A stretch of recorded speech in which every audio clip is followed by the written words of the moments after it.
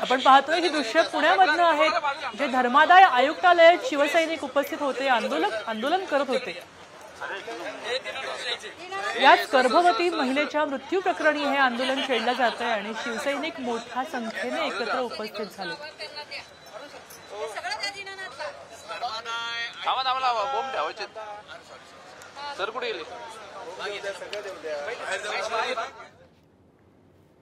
शिवसेनेने हे आंदोलन पुकारले आणि पुण्यामध्ये आता ही दुपार होऊन गेल्यावर सुद्धा हे आंदोलन छेडण्यात येत आहे। आज सकाळपासून अनेक ठिकाणी पुण्यामध्ये या घटनेच्या निषेधार्थ आंदोलन होत आहेत, तर आता धर्मादाय आयुक्तालयापर्यंत शिवसैनिक जाऊन पोहोचलेत आणि आपलं मत त्यांनी व्यक्त केलंय, आपला निषेध त्यांनी नोंदवलाय। एका आईच्या मृत्यू प्रकरणी सर्व शिवसैनिक आक्रमक झालेत आणि आपलं मत